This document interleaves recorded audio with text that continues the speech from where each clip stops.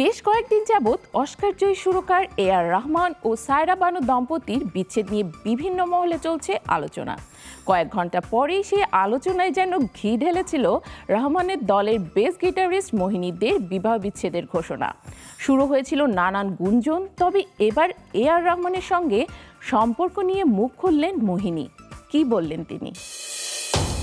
স্ত্রী সায়রা বানুর সঙ্গে তার ২৯ বছরের দাম্পত্য জীবনের শেষ হচ্ছে। হঠাৎ এমন ঘোষণায় অবাক হয়েছিল ভক্ত অনুসারীরা। এই খবরের কয়েক ঘন্টা পর রহমানের দলের বেস গিটারিস্ট বাঙালি কন্যা মোহিনী দে বিবাহ বিচ্ছেদের ঘোষণা দিতেই নেট দুনিয়ায় নানা ফিসফাস শুরু হয়ে যায়। অনেকের মতে মোহিনী, রহমান আর সায়রার সাজানো সংসার ভেঙেছেন। দুই বিচ্ছেদের ঘটনা নিয়ে দুয়ে দুয়ে চার মিলিয়েছে ভারতীয় সংবাদ মাধ্যমগুলো। দুজনের সম্পর্কের গুঞ্জনও ছড়িয়েছে সামাজিক যোগাযোগ মাধ্যমে।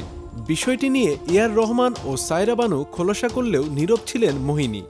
তবে এবার নীরবতা ভেঙেছেন এই বেস গিটারিস্ট। সম্প্রতি এক ভিডিও পোস্টের মাধ্যমে মোহিনী সব গুঞ্জনে পানি ঢেলে দিয়েছেন। এই পোস্টের মাধ্যমে ট্রলারদের সমুচিত জবাব দিয়েছেন তিনি। এই বাঙালি গিটারিস্ট জানিয়েছেন যে এ.আর রহমান তার বাবার মতো এবং তার আদর্শ। মোহিনী আরও বলেছেন যে রহমানের এক মেয়ে তারই বয়সী, আর ৮.৫ বছর ধরে রহমানের সঙ্গে বেস গিটারিস্ট হিসেবে কাজ করার সুবাদে তার ক্যারিয়ার আকার পেয়েছে বলে ভিডিওতে এই খ্যাতনামা বেসিস্ট জানিয়েছেন। মোহিনী আরও বলেছেন যে তারা একে অপরের প্রতি ভালোবাসা আর সম্মান বজায় রেখে চলেন। মোহিনী সবার কাছে তার এই সিদ্ধান্তকে সম্মান করার জন্য আবেদন জানিয়েছেন, কারণ তার এই বিচ্ছেদ ব্যক্তিগত ও যন্ত্রণাময় বলে তিনি উল্লেখ করেছেন। ভিডিওর সঙ্গে মোহিনী এক দীর্ঘ নোট লিখেছেন। এই নোটে তিনি লিখেছেন, আমার এবং এ.আর রহমানের বিরুদ্ধে সব ভিত্তিহীন ও ভুল তথ্য দেখে আমি সত্যি বিস্মিত। সংবাদ মাধ্যম এই দুই ঘটনাকে অশ্লীল ও অতিরঞ্জিত করে তুলেছে।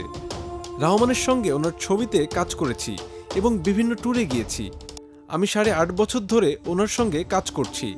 এক শিশুর মতো আমি এই সময়কে সম্মান করি। আমি এটা দেখে হতাশ হচ্ছি যে এই আবেগভরা বিষয়গুলোকে ঘিরে মানুষের কোনো সম্মান, সহানুভূতি ও সহমর্মিতা নেই।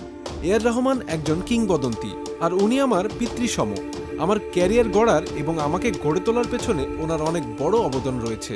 মোহিনী এই পোস্টে আরও বলেছেন, আমি কাউকে কোনো সাফাই দিতে চাই না, কিন্তু আমি এও চাই না যে কেউ আমার দিনকে খারাপ করুক। তাই দয়া করে মিথ্যা রটনা বন্ধ করুন আর আমাদের গোপনীয়তাকে সম্মান করুন।